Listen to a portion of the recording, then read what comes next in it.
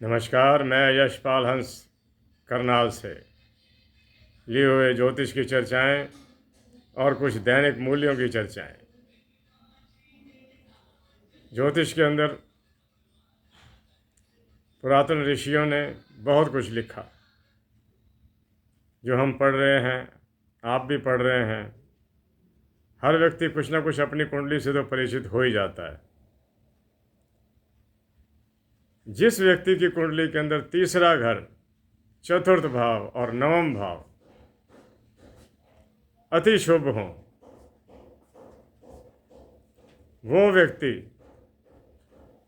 अपने भाई बहनों के साथ भी संबंध ठीक रखेगा,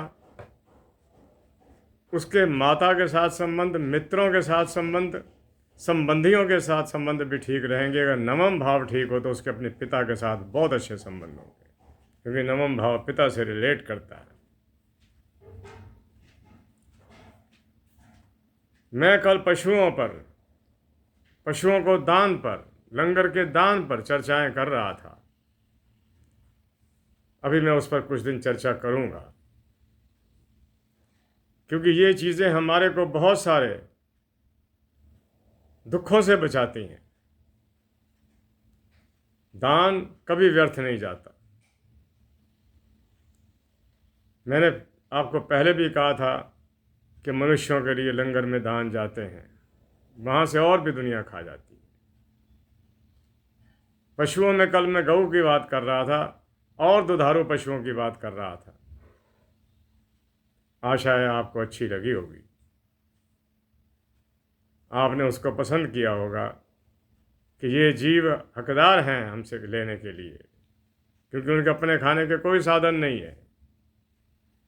मनुष्य एक ऐसा व्यक्ति परमात्मा ने बनाया जो सर्वशक्तिमान है, जिसके अंदर बहुत शक्ति है, जो धन भी अर्जित करता है, धन से अपने परिवार को भी पालता है, औरों को भी पाल सकता है। आप भी प्रयास कीजिए, आनंद आएगा, बहुत सारे बुरे ग्रह टल जाएंगे।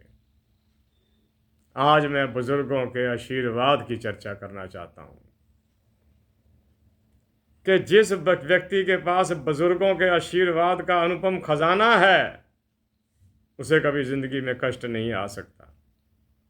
और जिन्होंने ये खजाना प्राप्त नहीं किया, उनके सारे खजाने खाली रह जाते हैं। कई लोग तो ये कह देते हैं कि ये उन्होंने ऐसी बात कर दी, हमने ऐसा उत्तर दे दिया। अरे बुजुर्ग हैं, वो तो कोई ना कोई बात करेंगे। हमने भी एक दिन बड़े होना है, बुजुर्ग होना है। मैं तो हो ही गया हूँ। कई गलत बातें हो जाती हैं, कई ऐसी बातें हो जाती हैं जो बच्चों को अच्छी नहीं लगती। अवहेलना कीजिए उस बात की, बाद में बैठकर उसका निराकरण हो जाएगा।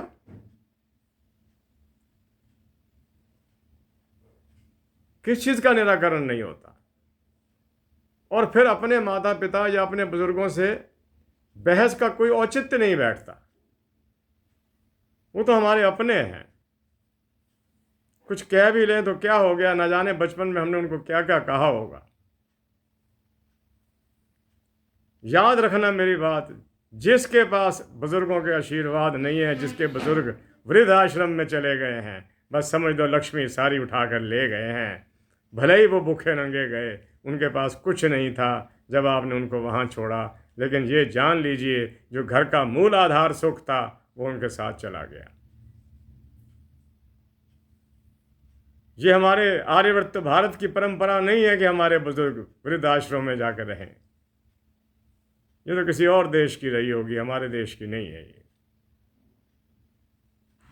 और मैं आपको ये भी बताना चाहता हूं, जिस व्यक्ति के पास उसके बुजुर्ग का आशीर्वाद है, समझ लो उसको सर्व संपत्ति उसके पास है। उसकी सेहत भी ठीक रहेगी। एक आशीर्वाद निकल रहा है एक बड़े के हृदय से, उसे आप स्वीकार कीजिएगा। जिस घर के अंदर बुजुर्ग दुखी रहते हैं, उस घर में कभी सुख आ नहीं सकता। मेरे से एक व्यक्ति ने कहा, इस पर मैंने एक कथा करी थी, उस कथा के अंदर वो व्यक्ति ने मुझे चिट भेजी थी कि मेरे तो माता पिता हैं ही नहीं। मुझे उसको उत्तर देना पड़ा, अगर आपके माता पिता नहीं हैं तो बुज़ुर्गों की इस नगर के अंदर कोई कमी नहीं है, जो 2 रोटियों से भी तड़प रहे हैं, 2 सुंदर कपड़ों से भी तड़प रहे हैं, आप उनकी ही सेवा कर दीजिए। ईश्वर ने तो सेवा देखनी है। अगर आप ईश्वर के घर के अंदर कल्याणकारी जीव कहलाना चाहते हैं तो बुज़ुर्गों की सेवा ज़रूर कीजिए, वो कुछ भी कहते रहें। अक्सर लोग गिला कर देते हैं, उन्होंने ये कहा, उन्होंने ये कहा। नहीं, आपको अपना धर्म निभाना है। मैं पहले दिन चला था मनुष्य की सेवा पर, अगले दिन मैं चला था पशुओं की सेवा पर, आज मैं चल रहा हूँ बुज़ुर्गों की सेवा पर। जिस घर के बुज़ुर्ग का चेहरा मुस्कुराता हुआ नज़र आए, समझ लेना कि यहाँ पर महाराज कुबेर विराजमान है, लक्ष्मी विराजमान है। जो ये हमारे जीवन के अंदर कमियां आ जाती हैं, किसी को सेहत की कमी, किसी को धन की कमी, किसी को संतान की आज्ञा की कमी कि संतान बात ही नहीं मानती, किसी को समाज के अंदर प्रतिष्ठा की कमी, समझ लीजिएगा कि इसको किसी न किसी के आशीर्वादों की कमी रह गई है। और वो सबसे ज़्यादा आशीर्वाद हमारे पूर्वजों और बुज़ुर्गों के होते हैं। बुज़ुर्गों के आशीर्वाद लीजिए और अपने जीवन का कल्याण कीजिए। आशीर्वाद कभी खाली नहीं जाया करते, बद्दुआएं भी कभी खाली नहीं जाया करती। ये उपनिषद ग्रंथों के वाक्य हैं, कभी नहीं खाली जाते आशीर्वाद। आशीर्वाद किसी को दिए गए। मुझे याद है कि कुछ दिन पूर्व एक व्यक्ति मुझे बता रहा था कि फ़लाँ व्यक्ति ने मुझे आशीर्वाद दिया था और 2.5 महीने में फलीभूत हुआ, काम मेरा हो गया। मैं आपसे भी निवेदन करता हूँ, अगर घर के अंदर खुशी चाहते हो, अपने बुज़ुर्गों को खुश रखो। जिसके पूर्वज प्रसन्न, उसका ईश्वर प्रसन्न, और जिसका ईश्वर प्रसन्न, उसको कोई कमी नहीं आ सकती। और मुझे आशा है कि मेरी बातें आपको अच्छी ही लगती होंगी। मैं भी कोई बच्चा नहीं हूँ, मैं भी बुजुर्गी को के आलम से ऊपर ही निकल रहा हूँ। मैं जानता हूँ जब बच्चे हमसे प्यार करते हैं तो हमारे को कितनी खुशी होती है। जब हमारे बच्चे हमारे लिए कुछ त्याग करते हैं तो हमारे मन से बरपस कैसे आशीर्वाद निकलते हैं।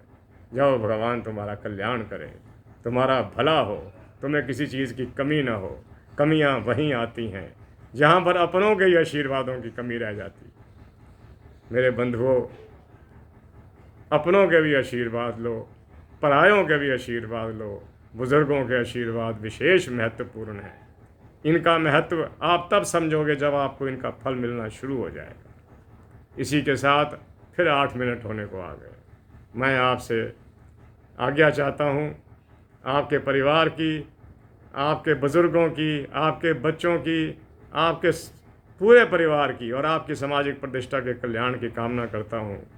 आज्ञा दीजिए, कल फिर मिलता हूँ आपको कुछ नई बात के साथ, कुछ नए आशीर्वाद मिलने के तरीक़ों के साथ। जय जगत, जय भारत, नमस्कार।